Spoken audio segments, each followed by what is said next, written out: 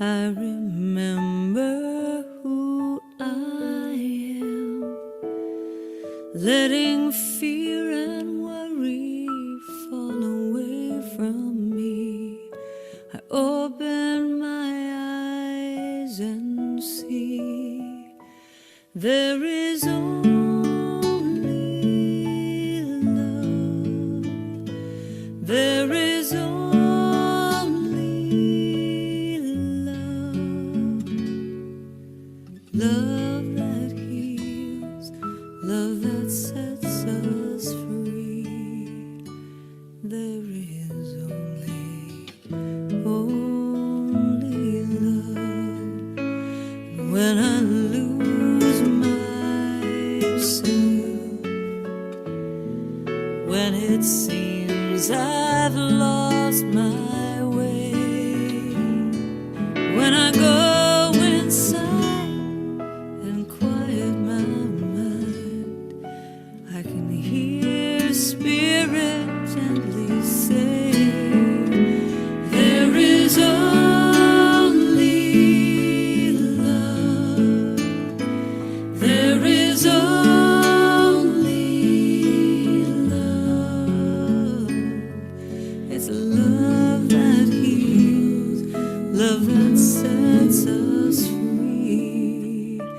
There is only love. There is only love. There is only love.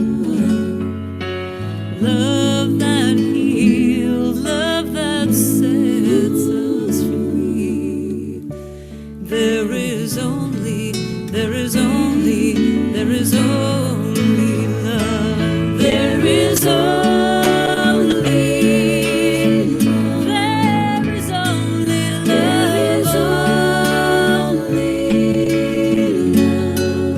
love. It's the love that heals, the love that sets me free. There is only love. There is only love. There is only love. Love that heals, love that sets me free. There is only love. There is only love. There is only love. There is only love. There is only love. Good morning on this Sunday morning, and today we're going to go further into our quality of love and connecting with compassion. Good morning, Sister Ashika. Good morning, Ashban, and how are you today? Lovely. It's been a good morning already. Lots already happening. Good. So, well, I think our song was a lovely setting for what we want to talk about today. But, you know, when we think about love and the word compassion, because they kind of go hand in hand, that, you know, you can only be compassionate if there's love within. But to think about what that compassion is and how does it manifest. If you think about especially people that have gone through times of challenge, times where things were not that straightforward and easy, they had to kind of remold themselves and even sometimes build themselves to the point where they could overcome that specific situation. And when you're going through that situation, sometimes there can be this feeling that, you know, no one understands, you're the only one. So what happens is that there's an element of separation when you identify that, you're going through this by yourself and nobody else knows what's happening. And then when you come out of it, what is powerful is that you then see what were the things that really did actually help you. It wasn't that you were alone, but when you're in that pain, you can think it's only you that's going through it. So once you come out of that and you've learned and you've seen how you've changed and grown, what it does for you is it brings you into that feeling of closeness. Then when anyone is going through something similar to you, it's almost like instead of identifying with it, you can feel for that soul. And that level at which you don't judge, you just know.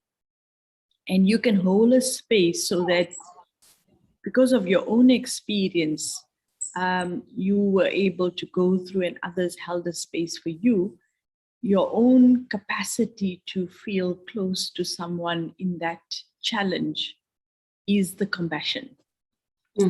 And so that's what I wanted to kind of bring to the room today, to see that actually compassion is something that in a way we develop as we come into our own power through sometimes, I would say, challenging situations, because you don't know who you are until you've gone there, done it, and, in a sense, got back to that powerful stage where you feel your strength again. And it's almost from that strength, you feel you can also hold that for everyone else. You don't feel burdened by anybody's troubles or whatever. So, yeah. There's a very great feeling of detachment that's coming through with compassion, because you were sharing that, it's being in a state of being non-judgmental. And when I think about like ourselves, when we go through anything, we're generally using obviously all our perceptions, etc. But we become judge and jury for ourselves. There's like some words that we use, and maybe just for us to explore that in our own minds. When something happens, he says, "Oh, there's a word now just escaped my mind," but people tend to use, like, "Oh, like bad me," or whatever. So we're already criticizing and judging ourselves when we make errors. And, I want to be able to take this with you further in the sense of beyond just the bodily action of taking and making an error, where we sort of scold ourselves and sort of berate ourselves. If we come into that space of being beyond the physical action, but going to actually, okay, so here's this and that happened, but judge it from our space of knowledge of who we are and knowing that we're in the journey, knowing, okay, this happened. So it's giving us a point of choice. And again, I want to just bring to the fore is that love as the pivotal point that allows us to rotate around and sort of use everything around us to mold ourselves, but from a detached space to actually give that compassion and care to this. Okay, didn't get it right, but you have an opportunity again.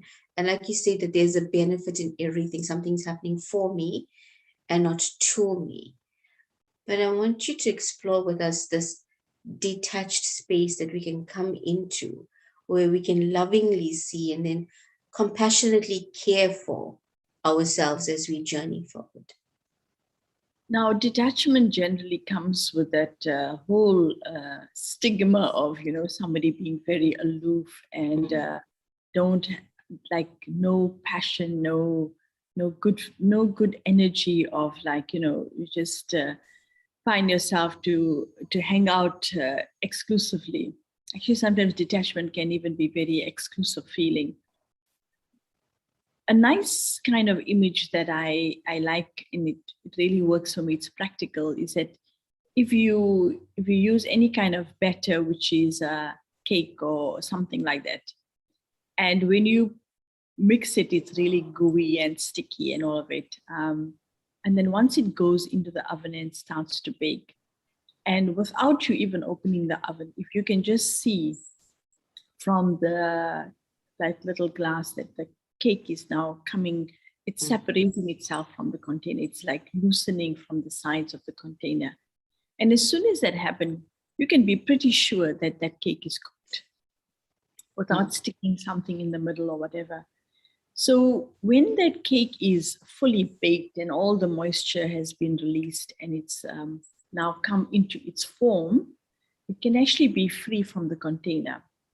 And for me, that's a very powerful way of looking at what detachment is. It's not that I'm aloof, but I actually don't need physical support, no support at all. So whether it's the spiritual support, and when we think about our spiritual journey, especially in Raja Yoga, the whole idea of Raja Yoga means that I'm moving to that point where I, the king, will attain the sovereignty. So when I hold that image of myself of being a sovereign king, it really is that there is such power that there is no need to take from anywhere outside of me. Now, for us to get to that point, it does mean we need to kind of take away the things that we've been using to identify ourselves. So a name is something we use to identify ourselves, the form, the country, the religion. We've used many, many things to create an identity. So because of this, then I am this, you know. And in a way, one is to be able to interact with each other and coexist, which is definitely what will happen when we completely hold within ourselves. But before I can get to the stage, how do I step into my power? And so it's in my own interest to ask myself who it is that I am. And you know, the question is, who am I? I think it's a very powerful question that we can ask ourselves every now and again. And when that answer comes to you, that it's minus all these different veils that we put on, and I can see myself as that energy of pure light, the living force that makes this body work. When I can come to that realization, then I can also start operating from that level of awareness that as a being of energy, I'm actually making this work. I'm moving this body. I'm allowing this mouth to speak. So that whole reality of who I am, that sets me free. It then takes away anything that I have used to prop me up, to support me, to really expose my true beauty. And we know when something is beautiful, it doesn't need makeup, it doesn't need anything. So for us to then see that, which is important, but we'll only be able to see it when we do have the courage, and this is perhaps where courage comes in, is to let go of the things that has held us up. You know, in the story of David and Goliath, because he was physically such a small individual, he knew that he could drop this Goliath from a distance. But in everybody's mind, the idea is that to conquer this Goliath, you need to be equal to his size and in his face. So those are the kind of perceptions the world has. But if I understand that I have a skill that I can use a sling from 5 meters away and I'm so accurate at the way I shoot, that I could knock this guy off from a distance. Now that courage where nobody else knows, no one can perceive, I recognize that as my state of being. And when I act on that, then I can really move forward in a way that the beauty of me is exposed in action. But the first step I have to take is to make sure that what people are saying, what things I'm hearing, I can actually put a deaf ear to. Then only I can come to this point. Now, we can only have a deaf ear to other people if we're listening to something else already. So like when somebody is in a gathering and they got their Walkman in their ears, you can make all the noise you want to. They got their Walkman in their ears and they're pretty fine. In the same way, the the Walkman that we need is this inner dialogue with ourselves. And as we stay in that inner consciousness of reminding ourselves of who I really am, so then the outside noise don't create disturbance and interference. And the more I stay with this in the dialogue of understanding and being my own good friend and supporting myself in this way. And we can bring in this whole idea of the beloved as well. You know, when again somebody is in love, they feel like that their back is covered. Somebody is there to always be for them. So that kind of support structure or inner awareness can also hold you together. And those are the first steps in a way, because it's not about just throwing yourself into the deep and say, well, I can swim. And, I don't think that's the idea, is that there are already a few things that we have which we need to hold on to. And then that confidence comes in, and then you move forward. And the growth that comes with you from that point then makes us very unlimited, puts us in that position where first it was just a self-care and a I won't say preservation, but it was a self-care. And then from that point, what we can do for others is really amazing. Beautiful. So this compassion that's sort of emerging and blooming out of love. And as you shared about the connection with the beloved, a feeling of just being in when we're in a bubble with that, we're still able to see and interact, but we're interacting from our space and acknowledging, yes, something is happening. And so I want to use maybe the word being uninfluenced along with the word detached, and then loving and detached become something that I can still share lovingly of myself while I'm uninfluenced by what's happening. So I'm looking at the scenes that are happening in life today, and we always tend to want to help, and we lovingly and compassionately, as we think, care, and we jump in to help. So the visual that's coming to mind is that of, there's a big hole and someone's fallen in, and I want to help. I really want to help. And because I care so much, I jump in as well to help. And then I find myself sitting at the bottom with the person that I want to help. And so there's two of us now that need help. And the area of detachment, or being not aloof, but staying in my stage, in my awareness, is that if I stand on the top, and yes, there's a hole, but I throw down a rope, I'm able to pull you up to where I am at. And maybe that's what's happening when we look at why we lose our stage of being loving and compassionate and care, and we burn out in life, because we're always trying to jump in to save something. Even ourselves, we jump in to save ourselves as well, but we jump into that same hole.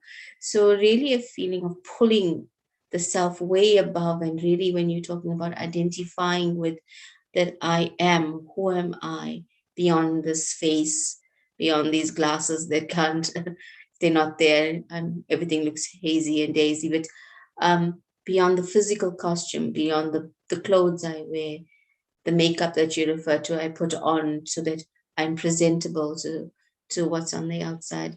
But really to do the space, and you use a beautiful word which we're going to hold today, is that unveil that which is the beauty within us. So if you can just maybe sort of like round for us, if I'm seeing who I am, what do I look like? And what do I have? What's the core? In a very simple way, and this is really basics, our normal identification of ourselves is we say we are human beings. And the human is really the physical, and the being is the experiencer, or the one who's giving the experience. And so if I identify myself with being the being, then it does actually come into this whole idea that I'm not taking from anyone, I'm being. So I'm actually giving it, the sense of being is giving. So the image of myself is this being of energy, a point source of light energy, a little bit like the image that you have behind you, just a radial point of light. So to even hold that idea that it's a star-like being in the center of the forehead, that's my image of myself. And then that existence of that being is a radial light that actually flows constantly, giving off a beautiful vibration. And as we've moved through the different colors, from the reds to the oranges to the yellows and the greens, and we'll see that as we move forward, we'll actually take in all the different colors of the rainbow. But when those colors all come together, they'll just give you transparent light. So you can actually see yourself in an expansion of all the colors as you open yourself up. But you can concentrate your attention and just become that pinpoint of light energy, very much like a tiny star rotating in the center of the forehead behind the eyes. Now, it's really important for us to hold that awareness that as I move through the day, I can be aware of where I'm moving, where I'm walking to, what I'm sitting on. But if in my mind, I hold this conscious awareness that I'm operating from here. And, try it out today. This is actually my challenge to you today, is that try it out today, that as often as possible, feel yourself to be in the center of the forehead as a living energy. So you're not saying to anyone, look at me, but you can go into that state and just be the light and shine that light through. You will be amazed at the amount of energy that you restore for yourself. And I'm using the word restore because the energy already exists within ourselves. But we seem to be dissipating the energy because we constantly pushing that energy into things that are very irrelevant. So the idea of when I jump into the hole to save somebody, what's actually happening is that I've just taken good potential, which is up there, and I brought it down to lower than ground level, which means now I have to be lifted up. But if I took a string, I could have, if I wanted to still go down, I can go down. But can I tie my string to something up there and then go down myself? Because I'm saying, well, that person is not capable of holding the string, even I need to go bring them. That's why I'm going down. But if I've tied myself up and then I go down with the string, then I can pull myself and that person up as well. And so the identification of really being who I am is that, I have a very tight connection with myself. But I also like to know, to understand and hold it clear that when I tie my string to something up there, it's my connection to the beloved. We can really be powerful when we know that we are completely in a powerful stage. We've got everything that also covers us. We're insured as well. And I think this is just being sensible. We do have a human body, so there's a human limitation. And if we keep that in mind, then whatever we do, we can actually help ourselves without compromising. And because the human self has a limitation, it's important for me to then use this awareness of myself and connecting upward. And sometimes people will say, you can talk about the divine and everything, is it really practical and possible? So the catch is this here.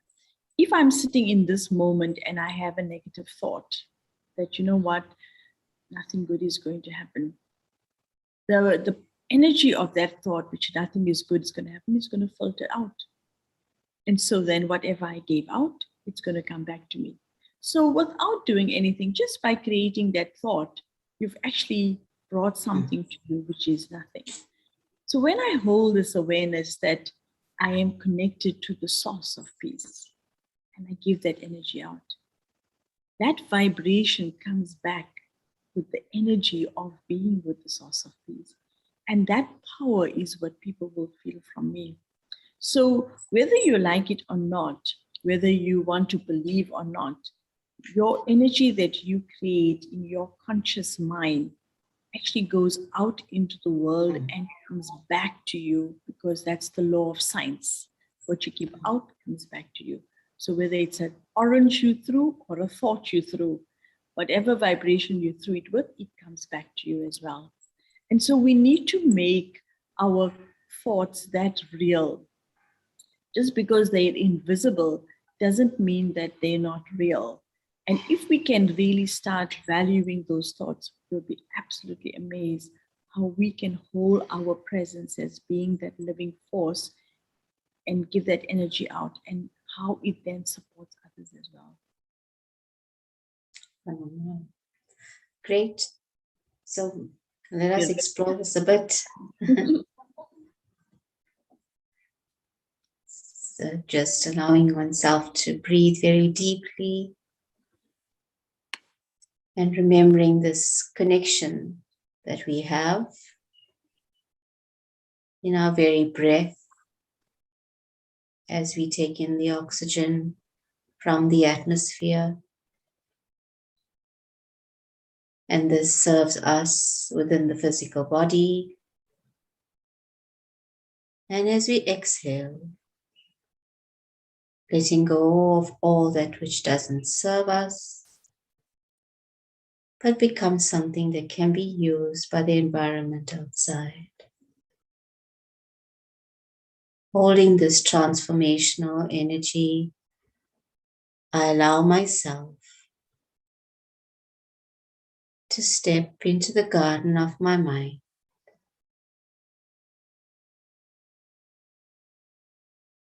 And I find myself, my true self, radiating as a point of light within this physical body, in the center of the forehead.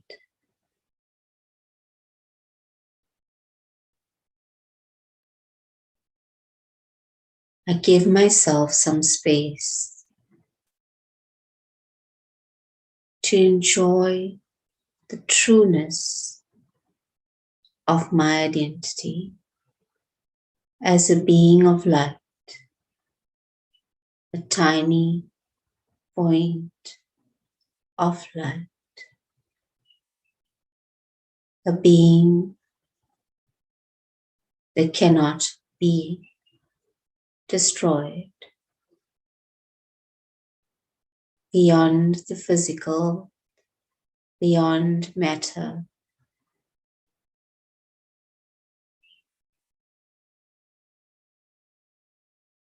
I make my connection once again by drawing up my attention to the divine.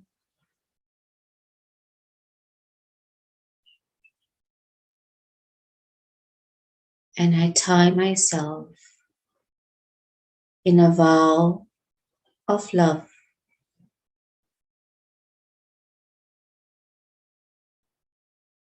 One that becomes my source of protection,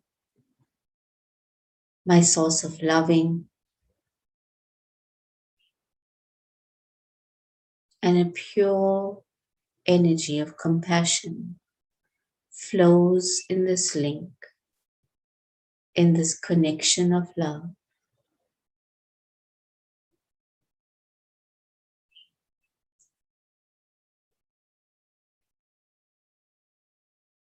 This compassion I see radiating within me, filling my being with care,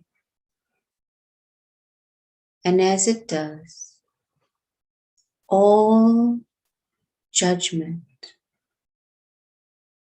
all levels of criticism that I have about and for myself starts to dissipate. And as they fall off,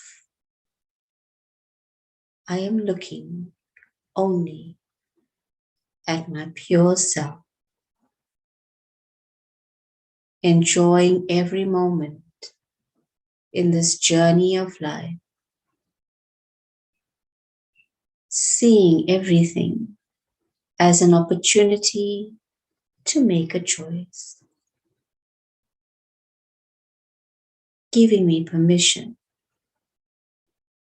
to be and to be molded back to my original being, a being of power, a being of peace, a being of purity, a being of love, a being of joy, a being of truth, a being of bliss. As these filter back into myself, I find the essence of me being concentrated into one point, the point of being loving and being loved.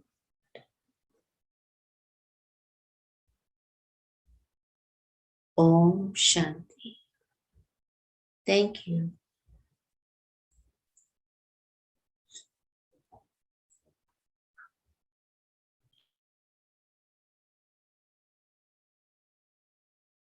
Love is compassion. Today, with great love, I drop the veil of identifying myself as the body, exposed as my true self, a living being of pure consciousness. I connect naturally to everyone as living beings. I engage with all and share a natural sense of oneness, a clarity that shapes my intentions with love, a pure heart filled with kindness and caring, a space of acknowledgement and acceptance. So today, let us touch the world with that beauty from inside of us. And as our eyes rest on the color green, let us give that energy out to all so that they can also step into their beautiful stage of kindness and care. Have a beautiful day. Om Shanti.